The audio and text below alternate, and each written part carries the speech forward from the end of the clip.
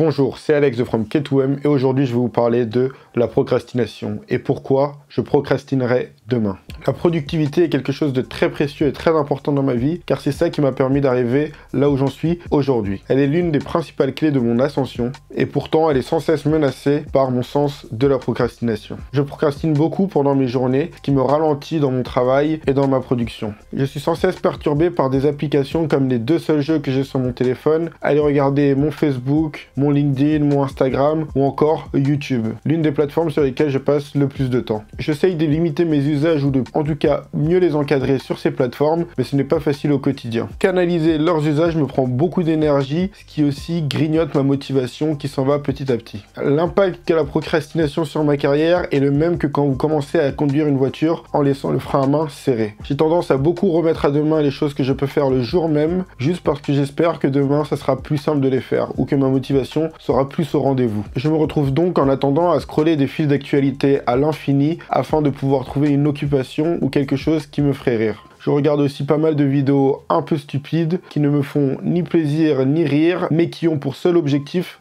de me détendre. J'ai l'impression d'être totalement absorbé par mon téléphone. En plus, mon sens de la procrastination ne fait pas bon mélange avec mon envie de productivité. Le fait que j'ai de plus en plus de travail à réaliser pour atteindre mes objectifs agit de manière frontale et conflictuelle avec ma procrastination qui trouve toujours un moyen de s'infiltrer. Souvent, ma procrastination a un gros impact sur mon sommeil car, étant donné que la charge de travail reste la même, le temps que je perds sont des heures de sommeil en moins. Il y a pourtant des moments où j'arrive à me mettre au travail assez efficacement. Du coup, je me demande qu'est-ce qui cause ma procrastination. J'essaye de trouver les éléments qui me mettent en action pour pouvoir au maximum recréer ces situations sur mesure et ainsi pouvoir travailler plus rapidement et plus efficacement. Un des premiers leviers que j'ai identifié est le fait que je n'aime pas faire du travail inutile. Si le travail est obligatoire, alors je vais le faire de gré ou de force, mais s'il est inutile, il y a très peu de chances que je le réalise. Donc pour gagner du temps, toutes les tâches futiles que j'ai à réaliser, je les élimine de ma vie. Par tâches futiles, j'entends toutes les tâches dont je n'ai pas d'obligation personnelle ou externe. J'ai souvent l'habitude de travailler à la dernière minute, car travailler sous contrainte est le moment où je suis le plus efficace. En effet, quand j'ai très peu de temps pour faire les choses, alors je suis obligé de m'organiser en conséquence et du coup d'être beaucoup plus productif et efficient dans ma manière de travailler. Je n'ai même plus le temps de penser à la procrastination, je dois juste délivrer mon travail en temps et en heure. Je me rends compte aussi que cela a des travers car quand je ne suis pas sous pression, j'ai énormément de mal à me mettre au travail. Le fait d'avoir une charge de travail qui s'augmente m'aide pas mal. Car plus j'ai de travail, plus je vais avoir de contraintes, et plus je vais avoir de contraintes, plus je vais être efficace dans mon travail. Cela me permet d'agir sur ma procrastination, pas personnellement, mais faire en sorte que mon environnement la réduise. Moins j'ai de pouvoir de négociation avec la contrainte qui m'est imposée, plus je vais devoir m'adapter et du coup réduire ma procrastination de manière active. Aussi, pendant un moment, ce que je faisais, c'est que je faisais plein d'activités en parallèle, ce qui me permettait de passer d'une activité à une autre. Ce que j'utilisais comme stratégie était qu'avant que je me lasse d'une tâche, je m'arrêtais pour passer à une autre tâche. Ce qui me permettait de pouvoir travailler pendant plus longtemps, car les zones d'attention de mon cerveau n'étaient pas les mêmes d'une tâche à une autre. C'est comme en sport, quand vous faites des exercices pour les jambes et ensuite pour les bras. Le temps que vous travaillez les bras, vos jambes ont le temps de se reposer et donc vous pouvez repasser aux jambes pendant que vos bras se reposent et ainsi de suite de manière plus longue. Grâce à ces techniques, j'avance beaucoup mieux. Ma procrastination a baissé entre le début de mes études et aujourd'hui, mais ce n'est pas suffisant. Ce n'est pas suffisant parce que ma procrastination ne diminue pas assez vite par rapport à mes besoins en travail. Alors oui, au fil des années, je fais plus de projets et si on regarde l'avancement global de tous les projets que je fais, on avance beaucoup plus vite aujourd'hui qu'avant, sauf que à force de m'éparpiller de manière individuelle, chaque projet avance beaucoup plus lentement, ce qui a un impact assez négatif sur ma motivation. En plus, il y a de plus en plus de projets qui meurent en cours de route avant d'avoir été complètement finis, qui fait que je gaspille beaucoup d'énergie et de temps à travailler des projets qui vont finalement s'arrêter. Certes, ma procrastination a réduit, mais ce n'est pas forcément au profit d'une efficacité pour ma croissance personnelle. Il faut donc que je trouve un autre moyen pour améliorer ma concentration et rester suffisamment focus sur quelques projets. Je me rends compte qu'avec autant de variété dans mes projets, je vais avoir du mal à atteindre des sommets. Il me faut donc me concentrer sur quelques projets pour pouvoir les amener beaucoup plus loin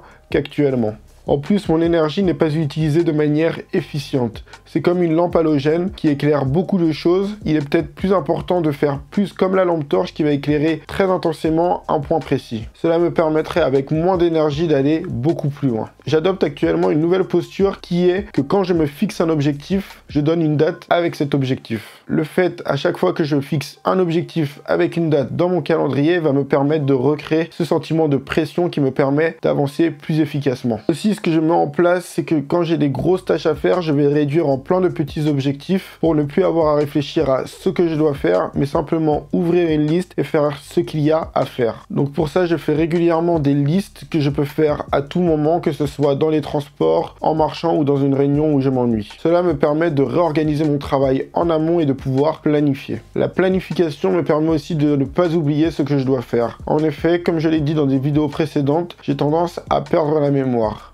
L'avantage de mettre tout ça dans un calendrier ou dans une to-do list me permet de ne plus rien oublier et de, à chaque fois, ne plus faire l'effort de me rappeler ce que je dois faire, mais simplement faire les choses. En termes d'outils, j'utilise des to-do list que je note dans Google Keep et aussi le Google Agenda pour me fixer des dates dans le futur. L'avantage de faire des to-do et de fixer des objectifs dans mon calendrier est que je vais pouvoir m'organiser en conséquence afin d'atteindre mes objectifs de la manière la plus fluide possible. Je vais aussi pouvoir savoir quand est-ce que je vais relâcher la pression ou quand est-ce que je dois me mettre plus la pression afin d'atteindre tous mes objectifs. Cette méthode est la méthode la plus efficace que j'ai trouvée dans mon cas. Elle me permet de pouvoir refaire des environnements de pression qui m'aident à me concentrer et à travailler et surtout à moins procrastiner. Et en plus, elle me permet de rester très concentré sur un nombre limité de tâches, ce qui me permet de me reconcentrer sur 2-3 objectifs et pouvoir donner des limites temporelles à la réalisation de ces objectifs. Ça va permettre aussi de pouvoir reprendre le contrôle sur ma vie et ne plus être rythmé par les hauts et les bas de ma motivation. Je vais en effet pouvoir travailler de manière proactive sur ma motivation et pouvoir la réquisitionner à certains moments stratégiques et relâcher la pression à d'autres moments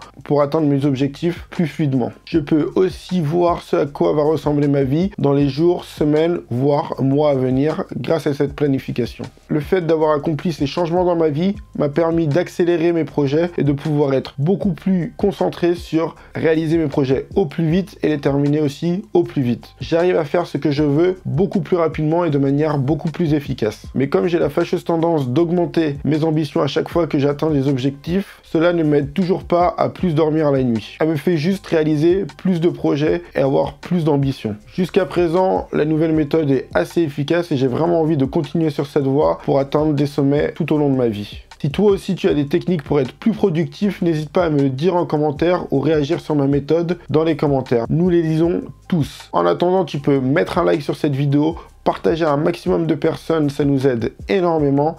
Et surtout, n'oublie pas de t'abonner en mettant la cloche pour recevoir toutes les notifications. C'était Alex de From K2M et à bientôt pour le million.